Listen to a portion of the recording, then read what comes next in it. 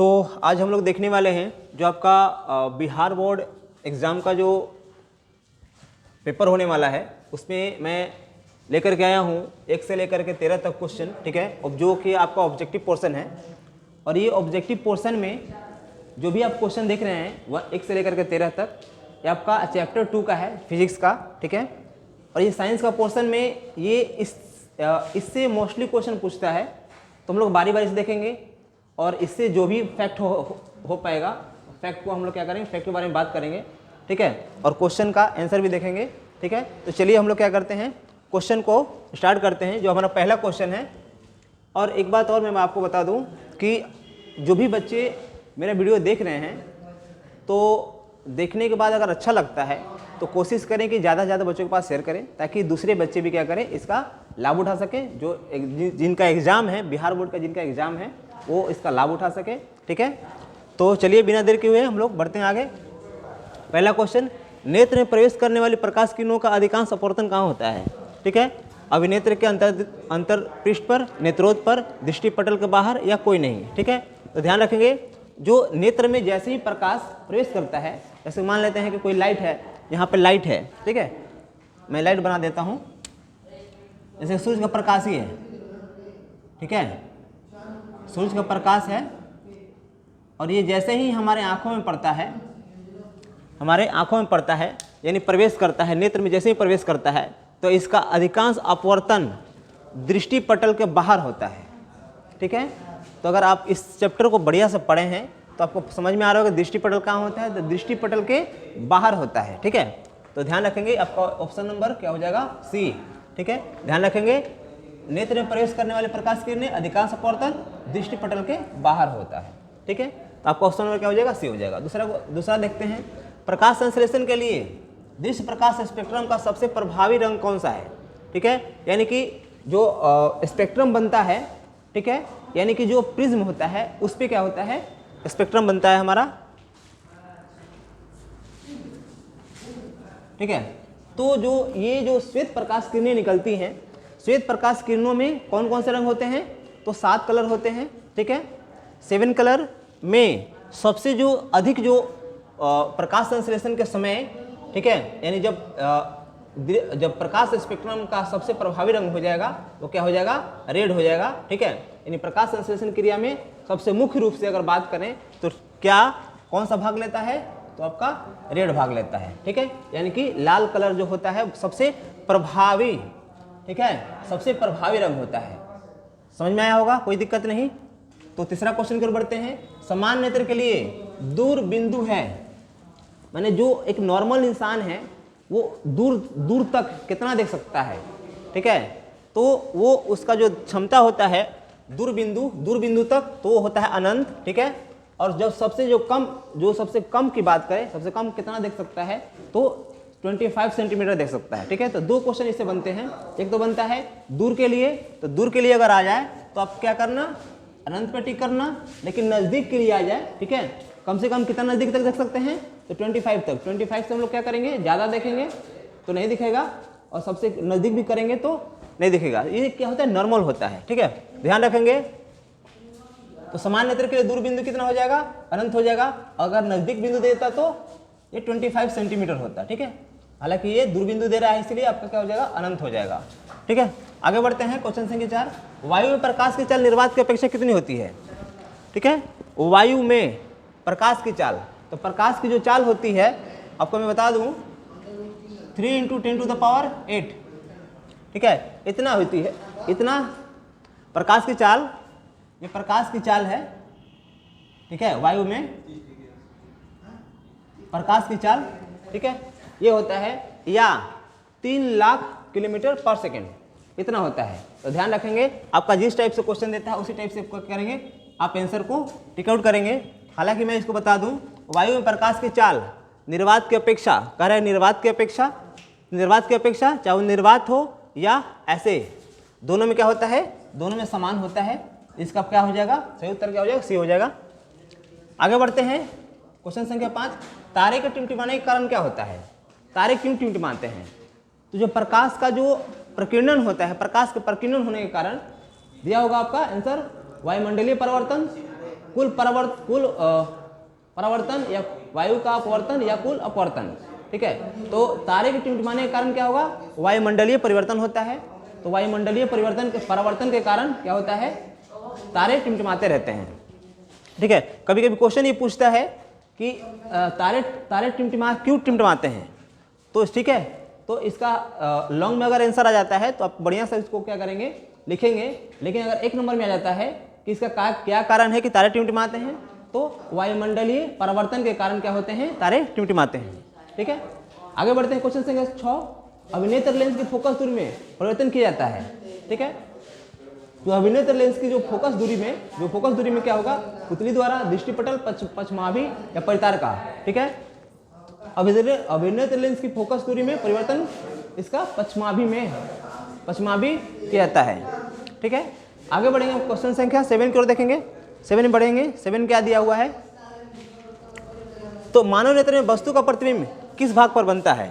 ठीक है, तो मानव नेत्र में वस्तु का प्रतिबिंब, जब वस्तु को देखेंगे, ठीक है, जब जैसे ही हमारे किसी चीज़ को हम लोग क्यों देख पाते हैं, तो उसका हमारे आंखों में क्या बनता है, प्रतिबिंब बनता है। ठीक है, किसी भी चीज़ का अगर हमारे आंखों में प्रतिबिंब नहीं बनेगा तो हम लोग उस चीज़ को नहीं देख पाएंगे। ठीक है, ध्यान रखेंगे। तो मानव नेत्र में वस्तु का प्रतिबिंब किस भाग पर बनता है, तो रेटिना पे बनता है। ठीक है, रेटिना पे बनता है, और ये इसका सही उत्तर क्या हो जाएगा, सी हो जाएगा। ठीक है, और ये कैसा बनता है, तो रियल बनता है, वास्तविक बनता है।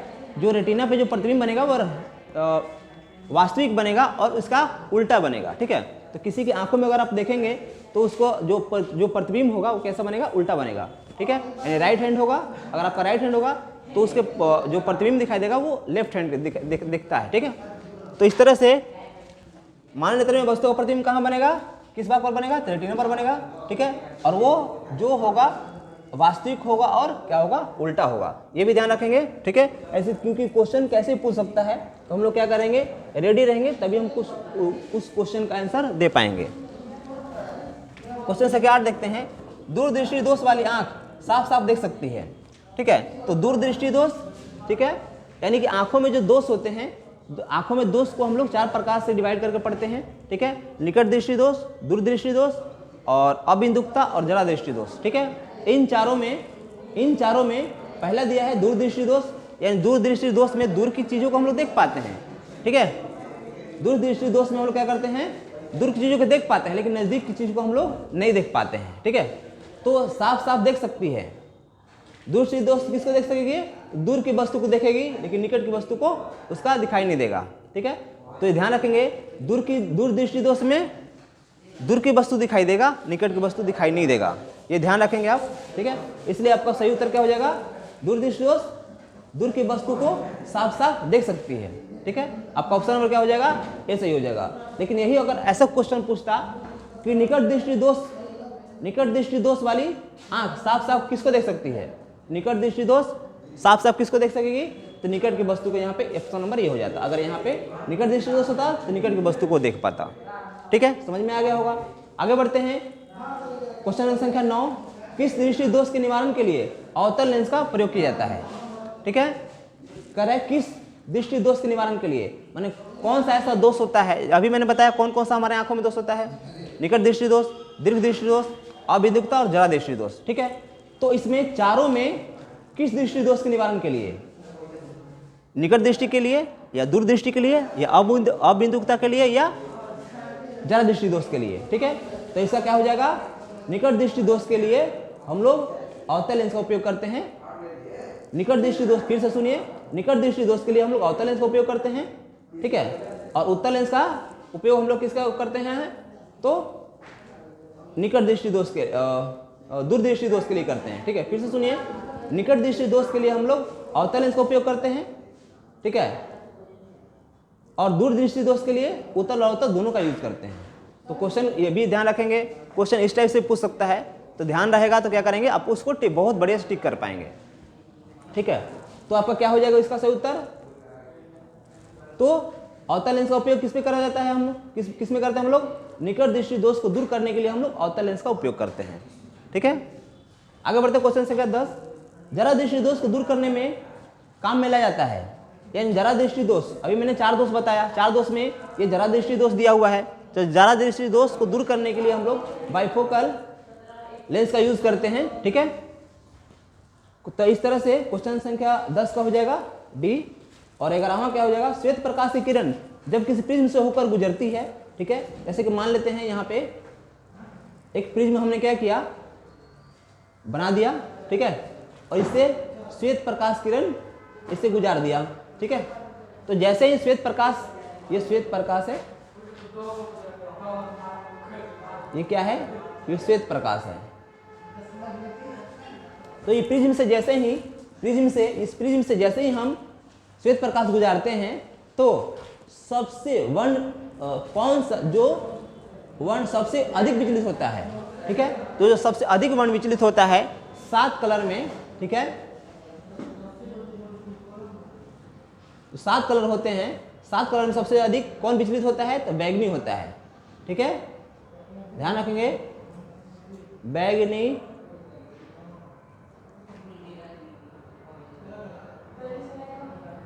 ये 7 कलर ध्यान रखेंगे।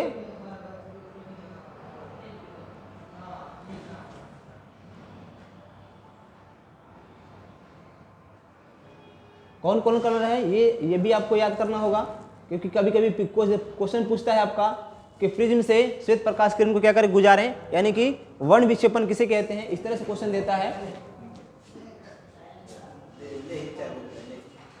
ठीक है, ये कौन कौन से कलर होंगे, तो ये जो कलर होंगे आपके बैगनी, नीला, आसमानी, हरा, पीला और 1 2 3 4 5 6 हुआ। ठीक है, एगो छूट गया, नारंगी छूट गया था, नारंगी, और लास्ट में क्या हो जाएगा, लाल। ठीक है, तो इस तरह से बैगनी, नीला, आसमानी, हरा, पीला, नारंगी और लाल, ये 7 कलर जो हैं, 7 कलर में सबसे जो अधिक विचलन होता है वो बैगनी कलर का। ठीक है, ध्यान रखेंगे, बैगनी कलर का विचलन क्या होता है, अधिक होता है। ठीक, तो इस तरह से अगर आप प्रिज्म से गुजारेंगे श्वेत प्रकाश को, यानी जो सूर्य के प्रकाश को किसी प्रिज्म से गुजारेंगे तो ये आपका 7 कलर मिलता है। ठीक है, ये 7 कलर में बैगनी कलर का विचलन सबसे अधिक होता है और लाल कलर का विचलन सबसे कम होता है। ठीक है, तो मैं यहाँ लिख देता हूँ, सबसे अधिक विचलन होता है, सबसे अधिक विचलन होता है, और ये सबसे कम विचलन होता है। ठीक है, लेकिन तरंग दैर्ध्य की बात करें तो तरंग दैर्ध्य सबसे अधिक, तरंग दैर्ध्य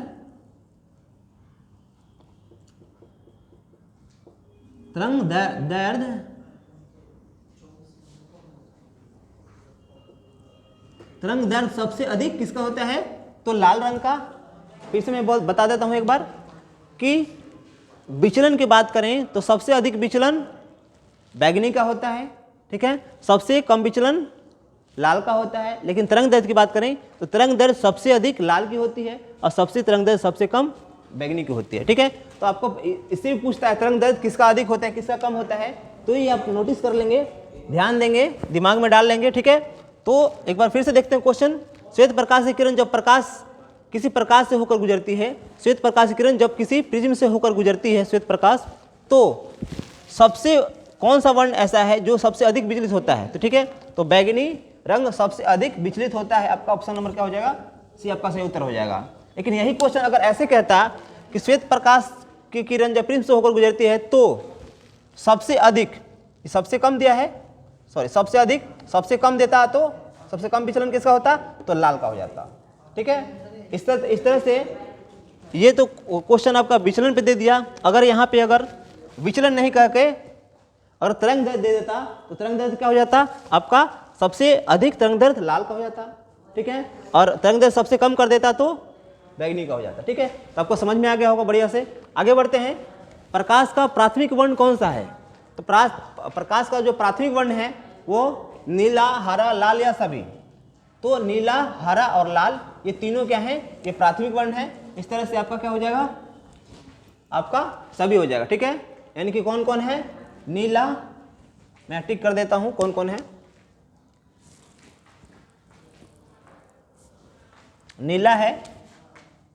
नीला है, हरा है और लाल है। ठीक है, यानी इसकी बात करें तो R रेड, ग्रीन और बी, RGB। इसको ऐसे आप याद कर सकते हैं, प्राथमिक रंग रेड, ब्लू और जी, ग्रीन, रेड, ब्लू और ग्रीन। ठीक है, ये आपके क्या हैं, प्राथमिक कलर हैं, यानी इन्हीं तीनों कलर से क्या होते हैं, ये प्राथमिक कलर हैं, इन्हीं से हम लोग बहुत सारे कलर क्या करते हैं, बना लेते हैं। ठीक है, आगे बढ़ते हैं, क्वेश्चन संख्या 13, पुतली के साइज को कौन नियंत्रित करता है? तो पुतली के साइज को परितारिका नियंत्रित करती है। ठीक है, तो ये आपका ऑप्शन नंबर क्या हो जाएगा, बी आपका सही उत्तर हो जाएगा। ठीक है, इस तरह से अगर आपको समझ में आया होगा तो क्या करेंगे, ज़्यादा से ज़्यादा बच्चों के पास शेयर करेंगे ताकि वो भी इसका फ़ायदा उठा सकेंगे, लाभ उठा सकेंगे। ठीक है, और किसी और वीडियो में हम लोग देखेंगे फिजिक्स का ही किसी और पोर्शन। ठीक है, और मैथ का भी वीडियो डाला गया है। अगर किसी को मैथ में किसी को कोई प्रॉब्लम है और ऑब्जेक्टिव में कोई दिक्कत हो रहा है तो ऑब्जेक्टिव जा कर के देखें और उसको बनाएं और जा कर के बढ़िया से एग्जाम दें। Best of the luck.